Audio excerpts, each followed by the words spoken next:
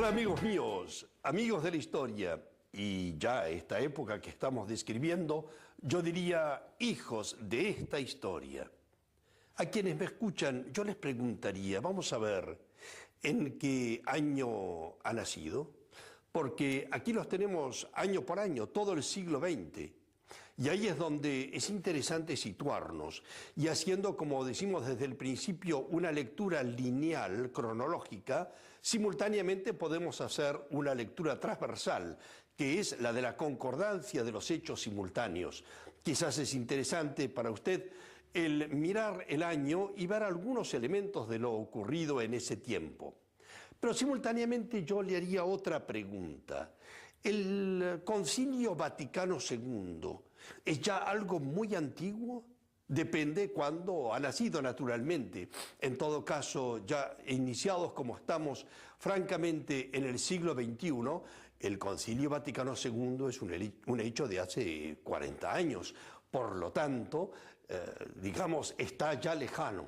Para otros, sin embargo, es algo palpitante, algo reciente, algo verdaderamente propio de un siglo transformador de los tiempos. Y así es, amigos míos, como nos encontramos ante el siglo XX en su corazón. En realidad, aunque no corresponde exactamente a mitad del siglo, para los cristianos el Concilio Vaticano II es aquello que dio un sentido nuevo a los tiempos. Fue entre los años 62 y 65, como lo tenemos aquí, y puede ser interesante el tratar de situar pequeños hechos de la historia que vivió el país. Por ejemplo, leemos aquí un pequeño detalle: muere Marilyn Monroe, el primer año del Concilio Vaticano II, el presidente Kennedy asesinado, la guerra en Vietnam. Todo eso tiene que ver con nuestra visión todavía muy cercana del Concilio Vaticano II, del siglo XX en su segunda mitad, pero sirve al mismo tiempo para situarnos ante él.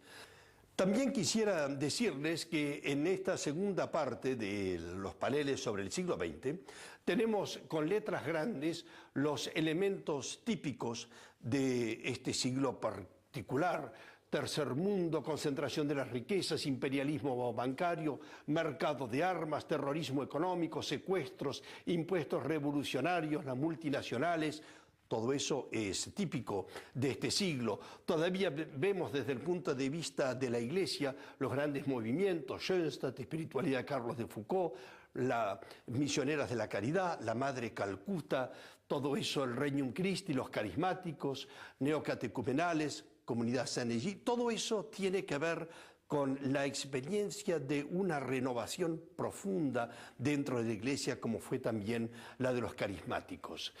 Y al mismo tiempo la era de la imagen, la expansión electrónica, nosotros que nos sentimos tan involucrados en los medios de comunicación, la elaboración tecnológica hacia la cibernética aplicada, la microcomputación, el ordenador personal, interdisciplinar, para todo tipo de actividades, hasta el punto que hoy en día aquello que parecía lejano o que no se comprendía cómo podía funcionar está aplicado a todos los niveles de la actualidad humana.